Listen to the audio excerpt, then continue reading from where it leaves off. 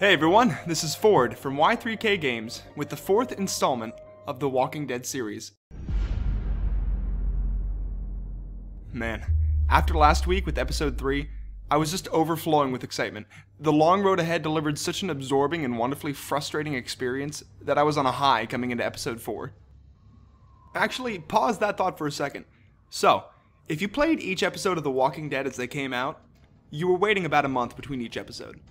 Right now, if you wanted, you could grab them all on Steam and play through them in about a half a day, maybe like 2.5 hours per episode.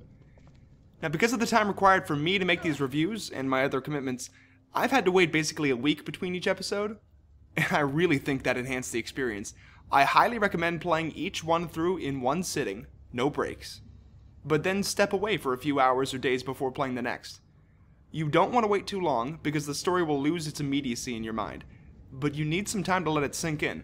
Let your mind dwell on the decisions that you made, especially on those that you wish you had made differently. For me, 1 week was perfect. Anyway, my first impression in this episode was that there was an appreciable disconnect between where it picked up and where 3 left off.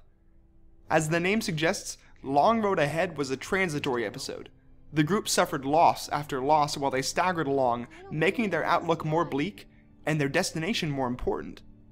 Around Every Corner, on the other hand, doesn't grant you any of the catharsis you expect upon arrival, instead jumping you in the midst of the new setting. In math terms, it was a step or jump discontinuity. Now, sometimes those are useful in storytelling, but I really didn't like it here. Technically, there were some problems with this episode, especially in the first half. Small audio-video skips during scene transitions that were really uncomfortable, music-level fades between areas that weren't smooth, and some camera and control directional stuff. I'm not sure if these are reproducible events, or even if they were present in the previous episodes and I just missed them, but they were more noticeable now. If the beginning of the episode hadn't paled in the shadow of its predecessor, or hadn't felt more contrived than I was used to, I may not have even seen these small hiccups.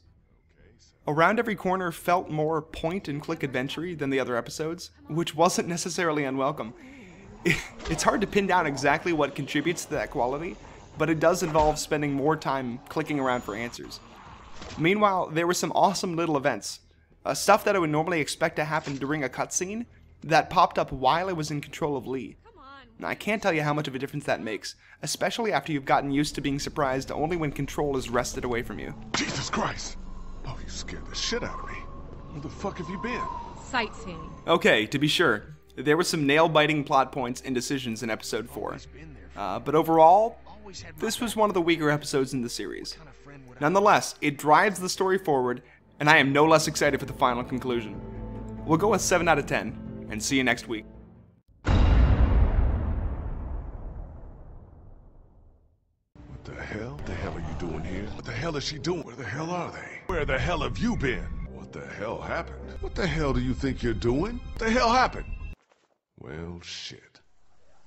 Technically, there were some problems with this episode, especially in the first half.